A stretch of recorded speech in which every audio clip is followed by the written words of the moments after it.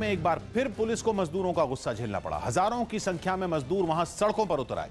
मजदूरों का आरोप है कि उनकी गांव वापसी के लिए सरकार जो कदम उठा रही है वो नाकाफी है, जिसके खिलाफ मजदूर एक बार फिर सड़कों पर उतर आए। भीड़ बेकाबू हुई तो पुलिस के भी हाथ पांव फूल गए। जिन इलाकों में हंगामा हुआ वहां भारी पुलिस बल की तैनाती कर दी गई। कार्रवाई करते हुए पुलिस ने मजदूरों को सड़क किनारे बिठा दिया। भीड़ इतनी थी कि सोशल डिस्टेंसिंग का पालन करवाना भी मुश्किल हो गया। मजदूरों को समझाने की कोशिश की गई, लेकिन वो गांव वापसी की जिद पर अड़े रहे। सूरत के ही एक दूसरे इलाके में भी बड़ी संख्या में मजदूर सड़कों पर उतर आए। उन्होंने गांव वापसी के नाम पर उनसे पैसे लेने का भी आरोप लगाया। काफी देर तक वहां अफरा तफरी का माहौल बना रहा। मजदूरों ने आरोप लगाया कि सरकार उन्हें उनके गांव भेजने के लिए ट्रेनें तो चला रही है, लेकिन ये मदद समंदर में एक बूंद के बराबर है। मतलब आरोप है कि सूरत में जितने मजदूर फंसे हैं उसके हिसाब से ट्रेनें कम चल रही हैं, जिसकी वजह से पुलिस को बार बार मजदूरों का गुस्सा झेलना पड़ रहा है। विशाखापट्टनम में एक केमिकल फैक्ट्री से अचानक गैस लीक होने की वजह से 11 लोगों की मौत हो गई। जहरीली गैस के कारण घरों में सो रहे लोगों का अचानक दम घुटने लगा और बचने के लिए लोगों ने घरों से निकलकर दौड़ना शुरू कर दिया। एक सड़क पर कुछ लोग गिरे हुए दिखे, जिनके पास एक मोटरसाइकिल भी गिरी हुई थी। इनमें कुछ बच्चे और महिलाएं भी दिखी। माना जा रहा है कि मोटरसाइकिल से जा रहे लोग अचानक दम घुटने के कारण सड़क पर ही गिर गए। बच्चों को कार से लेकर जा रहे एक परिवार को सड़क पर एम्बुलेंस दिखाई दी। माँ बाप ने अपने बेहोश हो चुके बच्चे को फौरन एम्बुलेंस में रखे स्ट्रेचर पर लेटा दिया। सड़क किनारे खड़ी एक लड़की की हालत इतनी बिगड़ गई कि वो अचानक फुटपाथ पर गिर पड़ी। हर तरफ अफरा तफरी का माहौल दिखने लगा। एक महिला जहरीली गैस के असर की वजह से बेहोश हो गई, जिसे फौरन कुछ लोगों ने फुटपाथ पर लेटा दिया। कुछ लोगों ने पहले कपड़े से हवा कर उसे होश में लाने की कोशिश की। फिर एक लड़की महिला को होश में लाने की कोशिश करने लगी। सड़क किनारे बैठी दो लड़कियां एक दूसरे को गले लगाकर हिम्मत बंधाने की कोशिश करती दिखी। पूरे शहर में पुलिस लोगों की मदद करने में जुटी दिखाई दी। छोटे छोटे बच्चे सड़क किनारे मदद के इंतजार में बैठे हुए दिखने लगे। कुछ लोग घरों के बाहर बेसुध हालत में बैठे मदद का इंतजार करते दिखे। कुछ बेहोश हालत में गिरे हुए दिखे और कुछ ऐसे लोग दिखे जो घरों से निकलकर सड़क पर तो पहुंच गए, लेकिन सड़क के बीचों बीच ही गिर गए। कोई खुद जहरीली गैस से लड़ता हुआ दिखा तो कोई दूसरों की मदद करता दिखा। शहर में हर सड़क पर तेजी से दौड़ती हुई एम्बुलेंस दिखने लगी। जहां भी कोई लाचार या जरूरतमंद दिखाई देता, मेडिकल टीम और पुलिस वाले उसे फौरन एम्बुलेंस में बिठा देते। लेकिन गैस लीक का गुनहगार कौन है, इसके लिए जांच शुरू हो गई। हादसे की खबर उस वक्त लगी जब लोगों की नींद खुली भी नहीं थी। LG पॉलीमर्स नाम की कंपनी से अचानक तेजी से गैस लीक होने लगी। कुछ ही देर में आसपास के एक बड़े इलाके में गैस पहुंच गई। करीब 3 किलोमीटर के दायरे में आने वाले हिस्से में लोगों को सांस लेने में दिक्कत होने लगी और कुछ लोग बेहोश होने लगे। इस 3 किलोमीटर के हिस्से में हजारों लोग हैं, जिनमें बड़ी संख्या में लोग इस जहरीली गैस की चपेट में तेजी से आने लगे। थोड़ी ही देर में सरकारी एजेंसियां, पुलिस और अस्पताल अलर्ट हो गए। लोगों को घरों से निकालने का काम शुरू किया गया। सभी अस्पतालों की एम्बुलेंस पूरे इलाके में दौड़ने लगी और जरूरतमंदों को अस्पताल पहुंचाने का काम शुरू हुआ। विशाखापट्टनम में मौजूद NDRF की टीम को भी उन जगहों पर भेज दिया गया जहां गैस फैल चुकी थी, जिसके बाद तेजी से लोगों को बचाने का अभियान शुरू हुआ। NDRF के कुछ जवान कंधों पर ऑक्सीजन सिलेंडर लेकर लोगों को निकालने के लिए निकल पड़े। जिन घरों के दरवाजे बंद दिखे उन्हें भी खोलकर लोगों को ढूंढने की कोशिश हुई। गैस का जो नेचर है वो 200-300 गज तक ज्यादा इफेक्टिव होता है, तो मुझे लगता है कि जो 200-300 गज के या 100 गज के अंदर होंगे उनको ज्यादा इफेक्ट हुआ है। बाकी लोगों को इवैक्यूएट किया गया एहतियातन। गैस की वजह से इंसानों का ही नहीं, जानवरों का भी बुरा हाल हो गया। कुछ तड़पते हुए कुत्तों के वीडियो भी सामने आए। कुछ पेड़ भी इस गैस के असर की वजह से कुछ ही घंटों में झुलसे हुए दिखने लगे। पुलिस का दावा है कि गैस लीक की खबर मिलते ही गांव में लोगों को अलर्ट कर दिया गया।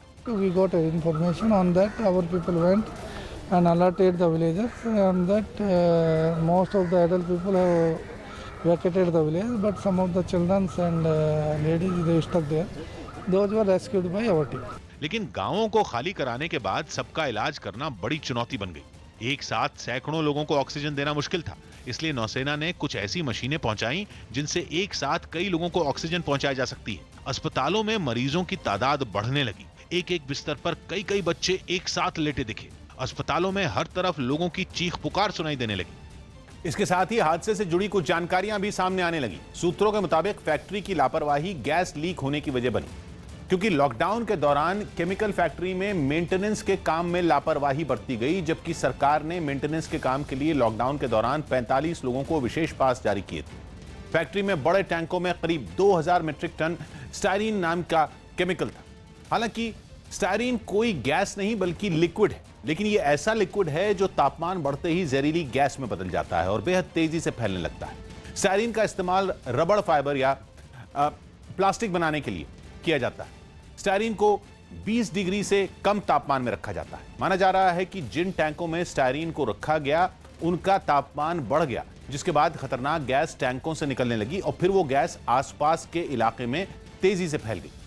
लेकिन इस दर्दनाक हादसे की खबर ने विशाखापट्टनम से दिल्ली तक सबको झकझोर कर रख दिया। आंध्र प्रदेश के सीएम जगन मोहन रेड्डी हादसे की जगह पर पहुंचने के लिए निकले और दिल्ली में प्रधानमंत्री ने बैठक बुला ली, जिसमें गृह मंत्री और रक्षा मंत्री के अलावा अहम विभागों के अधिकारी भी पहुंचे। सोशल डिस्टेंसिंग के नियमों का पालन करते हुए हालात पर चर्चा की गई। सभी अहम विभागों को विशाखापट्टनम के लोगों की हर मुमकिन मदद करने के निर्देश दिए गए। वहीं अमरावती में मौजूद मुख्यमंत्री जगन मोहन रेड्डी विशेष हेलीकॉप्टर से विशाखापट्टनम के लिए निकल गए।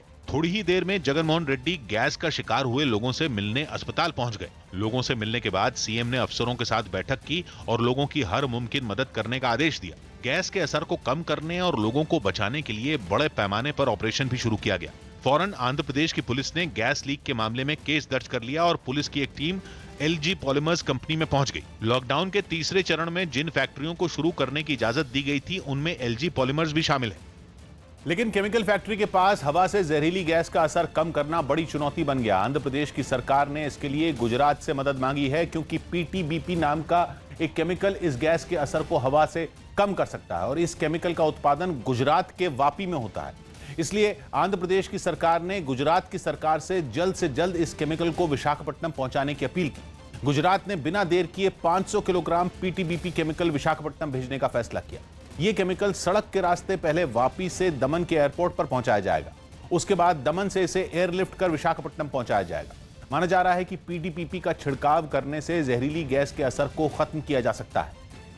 बीजेपी ने मुंबई के सायन अस्पताल का एक वीडियो जारी किया और दावा किया कि यहां कई शवों के बीच मरीजों का इलाज हो रहा है। बीजेपी नेता नितेश राणे ने ट्वीट के जरिए बीएमसी और महाराष्ट्र सरकार पर निशाना साधा और जैसे ही ये वीडियो आम हुआ, हड़कंप मच गया। बीजेपी की तरफ से जारी ये तस्वीरें आपको विचलित कर सकती हैं। इस वीडियो में एक नहीं कई बिस्तरों पर पॉलीथीन में लिपटा कुछ नजर आया, जो कुछ मरीजों के शव बताए गए। ऐसे कई बिस्तरों वाले वार्ड में कहीं कहीं मरीज और उनके पास तीमारदार भी नजर आए। वार्ड में इन बिस्तरों के पास से कुछ लोग गुजरते भी दिखे। वीडियो में एक जगह डॉक्टर या अस्पताल का एक कर्मचारी भी नजर आया। मृतदेह बाजूला आणि रुग्ण बाजूला, बाजूच्या मृतदेहाकडे लक्ष ठेवून रुग्णाची होणारी त्या ठिकाणची ट्रीटमेंट, हे चित्र मुंबई शहरातला सायन हॉस्पिटलचं। सायन अस्पताल बीएमसी यानी बृहन मुंबई महानगर पालिका के अधीन आता है। बताया गया कि इस वीडियो के वायरल होने के बाद मुंबई की मेयर ने अस्पताल का दौरा किया। न्यूज 18 ने जब मेयर से बात की तो उन्होंने सिस्टम को सही ठहराया। अपना सिस्टम अच्छी तरह काम कर रहे हैं तो उनको डिस्टर्ब करने का काम नहीं करना चाहिए, क्योंकि ये महामारी है। हालांकि मेयर किशोरी पेडनेकर ने इस वीडियो के बारे में बात करने से इनकार कर दिया, लेकिन उन्होंने ये जरूर माना कि मरीजों की मौत के बाद परिवार वाले कुछ देर में आने की बात कहकर जाते हैं तो फिर लौट कर ही नहीं आते। वो आ नहीं रहे, लेके भी जा नहीं रहे, कुछ बोल भी नहीं रहे, तो मुझे लगता है उसमें टाइम जा रहे हैं। पाकिस्तान की आर्थिक बदहाली कोरोना के खतरे पर भी भारी पड़ी तो इमरान खान की सरकार ने डॉक्टरों की चेतावनी को नजरअंदाज करते हुए 9 मई के बाद लॉकडाउन को खत्म करने का मन बना लिया। और वहां के पंजाब सूबे की सरकार ने तो ऐलान भी कर दिया कि रमजान और ईद की तैयारियों के लिए शॉपिंग मॉल के अलावा बाकी सभी दुकानें खोल दी जाएंगी। ईद की तैयारी के लिए जूते कपड़े की दुकानें 15 रमजान के बाद सुबह 9 से शाम 5 तक, जबकि बेकरी और ग्रोसरी स्टोर सुबह 10 बजे से रात 10 बजे तक खुले रखने की तजवीज दी गई है। हालांकि पाकिस्तान के विदेश मंत्री शाह महमूद कुरैशी ने माना कि पाकिस्तान में जून के पहले हफ्ते तक कोरोना संकट अपने चरम पर होगा। साथ ही उन्होंने लॉकडाउन हटाने की मजबूरी भी बयां की। आपका जो मजदूर तबका है, दिहाड़ीदार है, वो बिलक रहा है, वो बहुत परेशान है। तो ऑन द बैलेंस हम सोच रहे हैं कि बतदरीज हम नरमी की तरफ बढ़े। जबकि पाकिस्तान मेडिकल एसोसिएशन ने आगाह किया कि सरकार एक बार फिर सोच ले, क्योंकि इससे कोरोना संकट और गंभीर हो सकता है। अगर यही रवैया रहा तो 8 जून वाला चीज डाउटफुल है। अगर ये तरीका रहा, हुकूमती दानिशमंदी ना रही, समाजी जिम्मेदारी ना रही, तो ये फिगर चेंज भी हो सकती है। कोरोना वायरस पर हरभजन सिंह की कविता वायरल हो गई। हरभजन सिंह ने कोरोना वायरस पर एक कविता सोशल मीडिया पर शेयर की, जो वायरल हो गई। आज पंछी चहक रहे हैं, उनको भी सुख की सांस आई। प्रदूषित रहित आज सारा आसमान कर दिया। 1 मिनट का जिसके पास समय नहीं था, कैद घर में आज वो इंसान कर दिया। एक ऐसी फूंक मारी, होश सबके उड़ गए। इस कदर बेरोजगार सारा जहान कर दिया। स्वास्थ्य मंत्री हर्षवर्धन ने वीडियो कॉन्फ्रेंसिंग से यूपी, ओडिशा और पश्चिम बंगाल के अधिकारियों के साथ एक बैठक की। इस बैठक में कोरोना वायरस के खतरे से निपटने पर बात हुई। साथ ही स्वास्थ्य मंत्री ने बताया कि मेडिकल स्टाफ को भी इस बीमारी से बचाने के लिए आयुष मंत्रालय की सलाह पर कुछ दवाएं देनी शुरू कर दी गई। दवाओं के बारे में व्यापक क्लिनिकल ट्रायल्स आज शुरू हो रहे हैं उन लोगों के ऊपर जो हेल्थ वर्कर्स हैं। छत्तीसगढ़ के मुंगेली में एक आदमी पर तेज धारदार हथियार से नशे में अपनी मां और बहन पर हमला करने का आरोप लगा। इस हमले में आरोपी की मां की मौत हो गई, जबकि उसकी बहन अस्पताल में भर्ती है। तत्काल आरोपी को अपने कस्टडी में लिया गया, साथ ही साथ उसकी बहन को तत्काल हॉस्पिटल दिया गया। पश्चिम बंगाल सरकार ने राज्य में शराब घर तक पहुंचाने का फैसला लिया ताकि शराब की दुकानों पर भीड़ कम लगे। लेकिन सरकार के इस फैसले का शराब दुकानों की एसोसिएशन ने विरोध किया और घाटा होने की बात कही। ये दुकानदार इसलिए भी विरोध कर रहे हैं क्योंकि लोगों के घर तक जो शराब पहुंचाई जाएगी वो खुद सरकारी संस्था पहुंचाएगी। 21 साल के ऊपर उम्र होना चाहिए आपका, तो आप शराब ऑनलाइन में ऑर्डर कर सकते हो। जम्मू कश्मीर के डीजीपी दिलबाग सिंह ने आतंकी रियाज नायकू के मारे जाने पर सभी जवानों की तारीफ की और उनका हौसला बढ़ाया। सबको मैं बहुत दिल की उम्मीद गहराई से इनको शुक्रिया भी कहना चाहता हूँ, इनको मुबारकबाद देना चाहता हूँ। पंजाब सरकार के शराब दुकानें खोलने के फैसले के खिलाफ यूथ अकाली दल ने लुधियाना में अनोखा प्रदर्शन किया। कार्यकर्ताओं ने शराब की दुकानें खोलने के फैसले को वापस लेने की मांग की और सुबह होते ही इसके विरोध में एक शराब की दुकान के बाहर लोगों को दूध बांटने में जुट गए। इन लोगों ने दूध भरे एक बर्तन के ऊपर दूध का ठेका लिखा पोस्टर चिपकाया और जरूरतमंदों को दूध पिलाते दिखाई दिए। थोड़ी देर में दूध लेने वालों की वहां लंबी लाइन लग गई। लोग सोशल डिस्टेंसिंग का पालन करें, इसके लिए कुछ कार्यकर्ता उन्हें तय दूरी पर खड़े रहने की हिदायत देते भी नजर आए। यूथ अकाली दल ने इस तरीके से विरोध जताकर पंजाब सरकार के शराब की दुकानें खोलने के फैसले पर सवाल उठाए। हमने आज दूध का ठेका खोला कि जहां सरकार कहती कि हमारी सरकार पंजाब की बगैर शराब के चल नहीं रही, यहाँ पे दरिया में दूध के दरिया बने चाहिए, नशे के दरिया नहीं बने चाहिए।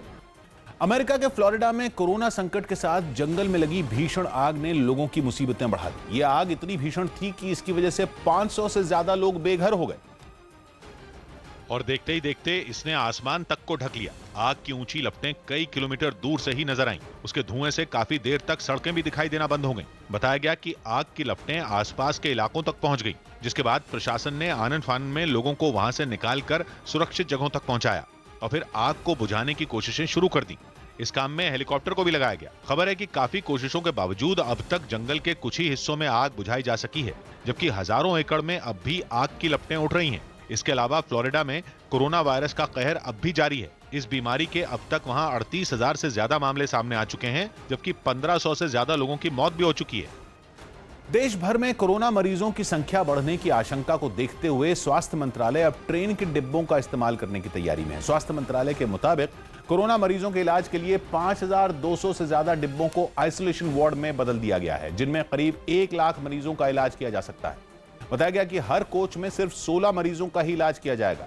ट्रेनों के इन खास डिब्बों को 23 राज्यों के 215 स्टेशनों पर इलाज के लिए रखा जाएगा। बताया गया कि इन डिब्बों को वहां रखा जाएगा जहां मरीजों के इलाज में सुविधाओं की कमी पड़ रही है। स्वास्थ्य मंत्रालय के मुताबिक इन डिब्बों के लिए स्टेशनों पर अलग जगह की व्यवस्था की जाएगी। इसके लिए स्वास्थ्य मंत्रालय ने रेलवे से कहा है कि राज्यों से तालमेल बनाए रखने के लिए वो नोडल ऑफिसर नियुक्त करें। मध्य प्रदेश में होशंगाबाद के सिवनी मालवा में शराब खरीदने पहुंचे लोगों की उंगलियों पर चुनाव में इस्तेमाल होने वाली स्याही लगाई गई। ऐसा इसलिए किया गया ताकि जो आदमी एक बार शराब खरीद चुका है वो उसी दिन दोबारा शराब की दुकान पर न पहुंच जाए। और साथ ही शराब खरीदने वाले लोगों की जानकारी के लिए भी आबकारी विभाग ने यह तरीका अपनाया। शराब की दुकान पर पहुंचे हर आदमी की उंगली पर वही स्याही लगाई गई जो चुनावों में वोट डालने से पहले लगाई जाती है। इसके बाद उनके हाथ सैनिटाइज करवाए गए, फिर जाकर उन्हें शराब दी गई। दुकान के बाहर लोगों की लंबी कतार नजर आई और हर कोई एक दूसरे से काफी दूर खड़ा दिखा। लाउडस्पीकर के जरिए भी सबको सोशल डिस्टेंसिंग का पालन करने की हिदायत दी गई। बताया गया कि अगर शराब की दुकान पर पहुंचा कोई आदमी भविष्य में कोरोना की चपेट में आता है तो स्याही के निशान की मदद से उसे ढूंढना आसान होगा। क्रेता का नाम, उसका संक्षिप्त पता और मोबाइल नंबर, ये सारी चीजें हम नोट कर रहे हैं। अहमदाबाद में ठीक हुए कोरोना के 48 मरीजों को अस्पताल से छुट्टी दे दी गई। इन मरीजों को कुछ दिन पहले इलाज के लिए इस अस्पताल में भर्ती किया गया था, जहां डॉक्टरों और स्वास्थ्य कर्मियों की निगरानी में ये मरीज ठीक हुए, जिसके बाद इन लोगों को अस्पताल से छुट्टी दे दी गई। इन लोगों के घर लौटते वक्त अस्पताल के सुरक्षा कर्मियों से लेकर स्वास्थ्य कर्मियों ने तालियां बजाकर उनका हौसला बढ़ाया। इनमें कुछ लोग पीपीई किट पहने भी नजर आए। ऐसी हौसला अफजाई देखकर ठीक हुए मरीजों ने हाथ हिलाकर अपनी खुशी जाहिर की और उन्हें सुविधाएं देने के लिए शुक्रिया अदा किया। पेशेंटों को फील नहीं हो रहा है कि वो पेशेंट है, उनसे बहुत अच्छी तरह से कोऑपरेट कर रहे हैं, कोऑर्डिनेट कर रहे हैं, उन्हें समझा रहे हैं कि क्या क्या रूल्स उन्हें फॉलो करने हैं। मुक्केबाज अमित पंघाल ने अभ्यास करने का एक वीडियो शेयर किया। मुक्केबाज अमित पंघाल ने लॉकडाउन के बीच अभ्यास करने का एक वीडियो सोशल मीडिया पर शेयर किया। मुंबई की आर्थर रोड जेल में कुछ कैदियों और पुलिस वालों का कोरोना टेस्ट किया गया। इसमें 50 से ज्यादा लोगों की रिपोर्ट पॉजिटिव आई, जिनमें ज्यादातर कैदी हैं। जम्मू कश्मीर के पुंछ में पाकिस्तान ने फिर सेना की चौकियों और रिहायशी इलाकों में फायरिंग की, जिसका भारत ने मुंह तोड़ जवाब दिया। आंध्र प्रदेश के कड़पा में कुछ किसानों ने पुलिस वालों पर उन्हें बाजार जाने से रोकने का आरोप लगाया और गुस्से में अपनी सब्जियां सड़क पर फेंक दी। अभिनेता प्रकाश राज ने कुछ मजदूरों के साथ सोशल मीडिया पर तस्वीरें शेयर की और बताया कि लॉकडाउन की वजह से तेलंगाना में उनके फार्म हाउस में रुके ये मजदूर 44 दिन बाद अपने गांव रवाना हो गए। लॉकडाउन के बीच देश के कई इलाकों में नियमों का पालन करते हुए शादियां हो रही हैं। ऐसी एक शादी मध्य प्रदेश के आगरमालवा में हुई, जहां सोशल डिस्टेंसिंग का पालन किया गया और बेहद सादगी के साथ शादी से जुड़ी सभी रस्में पूरी की गईं।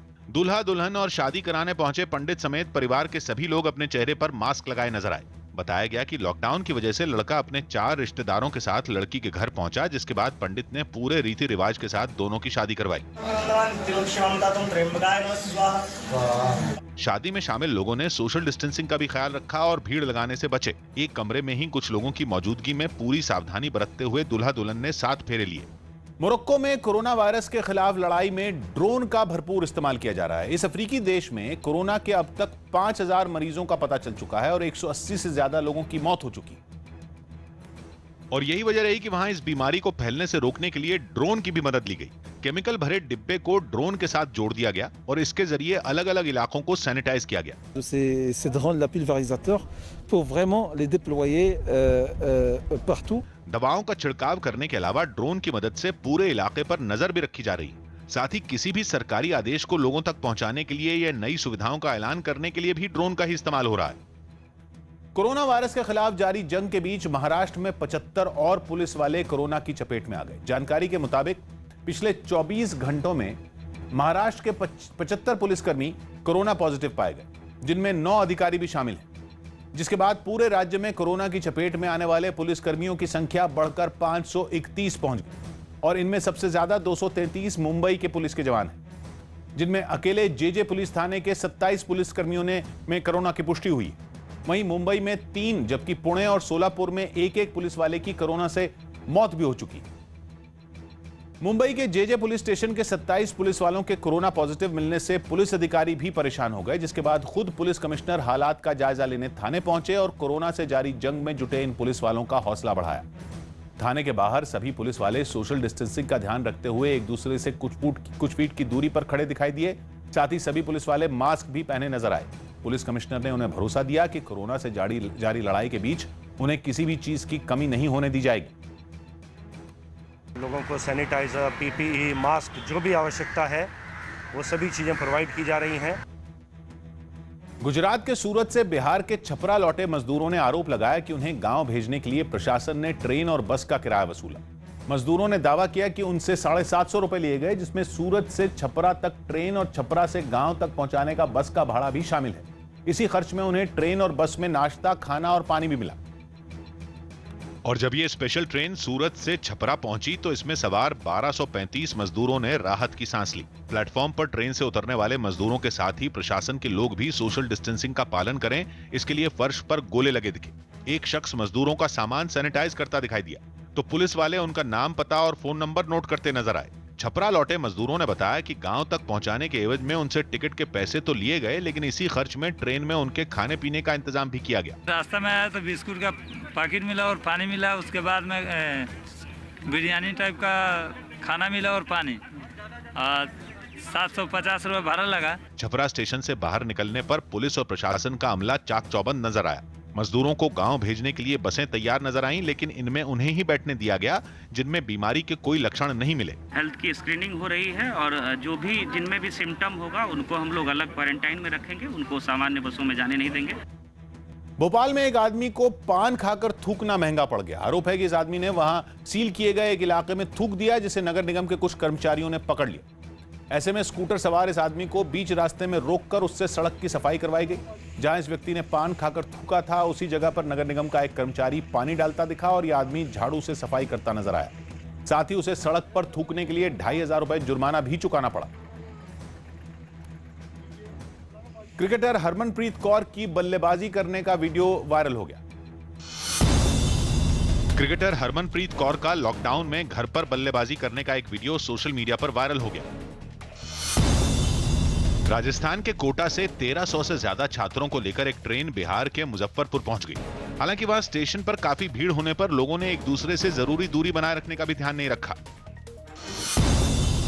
रेल मंत्री पीयूष गोयल ने बताया कि लॉकडाउन के बीच जरूरी चीजें लोगों तक पहुंचाने के लिए ट्रेनें 24 घंटे चलाई जा रही हैं। पश्चिम बंगाल के आसनसोल में एक शराब की दुकान के बाहर लोगों की भारी भीड़ जमा हो गई। वहां किसी ने भी सोशल डिस्टेंसिंग के नियमों का पालन नहीं किया। जम्मू कश्मीर में आतंकी संगठन हिजबुल मुजाहिदीन के टॉप कमांडर रियाज नायकू को ढेर करने के बाद श्रीनगर में कर्फ्यू लगा दिया गया। पंजाब में शराब की दुकानें तो खुली, लेकिन कई इलाकों में खरीदारों की भीड़ नजर नहीं आई। शराब कारोबारियों ने पंजाब सरकार के फैसले को इसके लिए जिम्मेदार ठहराया। दावा किया गया कि पंजाब से पहले हरियाणा में शराब की दुकानें खुल गई थी, जिसका असर यह हुआ कि पंजाब के कई इलाकों में शराब की दुकानों पर खरीदार ही नहीं पहुंचे, जिसकी एक तस्वीर मोहाली से आई, जहां आम दिनों में खरीदारों से भरी रहने वाली एक दुकान में गिनती के लोग ही शराब खरीदते हुए दिखाई दिए। शराब की दुकानों पर वैसी भीड़ दिखाई नहीं दे रही है जो कि चंडीगढ़ और दिल्ली जैसे शहरों में हमने देखी। तमाम जो शराब की दुकानें हैं वहां पर इक्का दुक्का ही लोग आ रहे हैं। पंजाब हरियाणा की सीमा पर मौजूद इस दुकान के बाहर सोशल डिस्टेंसिंग को ध्यान में रखते हुए गोल घेरे बनाए गए, जबकि दुकान के अंदर दवाओं का छिड़काव भी किया गया। इसके साथ ही दुकान पर एक पोस्टर भी लगा दिखा, जिस पर साफ लिखा था कि बिना मास्क के शराब नहीं मिलेगी। इन तैयारियों के बीच जब शराब की बिक्री उम्मीद के मुताबिक नहीं हुई तो कारोबारियों ने सरकार पर इसका ठीकरा फोड़ दिया। चंडीगढ़ और पंचकूला, जिसको हरियाणा कहते हैं, वो हमसे 2 से 3 दिन पहले खुल गए। उन्होंने अपनी पूरी फीडिंग कर दी पंजाब को, हरियाणा को। आज हमारे पास पंजाब का कस्टमर वहां चला गया। 110% जी। कोरोना के खतरे के बीच हॉलैंड के एम्स्टर्डम में एक रेस्टोरेंट ने खास तरह के पॉड बनाए। इन सभी पॉड को कांच से बनाया गया, जिनमें बैठकर लोग खाते पीते नजर आए। कोरोना वायरस से खतरे के बीच कई दिनों बाद लोग अपने घरों से बाहर निकले और नदी किनारे बने इस खास पॉड में बैठकर खाने का स्वाद लेते नजर आए। रेस्टोरेंट की तरफ से वहां आए लोगों की सुरक्षा का भी पूरा ध्यान रखा गया। वहां के कर्मचारियों को पॉड के अंदर जाने की इजाजत नहीं दी गई। लोगों तक खाना पहुंचाने के लिए हर पॉड में खिड़की नुमा एक चीज बनाई गई, जिसके जरिए कर्मचारी अंदर खाना पहुंचाते नजर आए। इस दौरान वो अपने चेहरे पर शील्ड लगाए भी दिखे। दिन के अलावा रात में भी कई लोग वहां पर कैंडल लाइट डिनर करने पहुंचे। रात के वक्त वहां का नजारा बेहद खूबसूरत दिखाई दिया। केंद्रीय मंत्री डॉक्टर हर्षवर्धन ने बताया कि कोरोना से जंग जीतने के लिए आयुष मंत्रालय संवेदनशील इलाकों में काम कर रहे स्वास्थ्य कर्मियों पर आयुर्वेदिक नुस्खों का ट्रायल करेगा।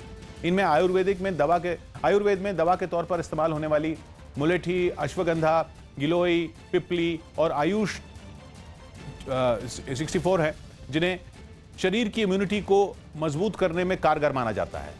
लेकिन क्या ये चीजें इम्यूनिटी मजबूत करके कोरोना से लड़ सकती हैं? इसी पर आयुष मंत्रालय की ये पूरी रिसर्च होगी। इसके लिए संवेदनशील इलाकों में काम करने वाले स्वास्थ्य कर्मियों पर इनका ट्रायल किया जाएगा। ट्रायल से मतलब है स्वास्थ्य कर्मियों को मुलेठी, अश्वगंधा, गिलोई और पिपली खाने के लिए दी जाएगी और फिर देखा जाएगा कि इससे कोरोना पर क्या असर होता है। मेडिकल क्षेत्र में रिसर्च करने वाली संस्था ICMR और स्वास्थ्य मंत्रालय के साथ मिलकर आयुष मंत्रालय ये ट्रायल करेगा।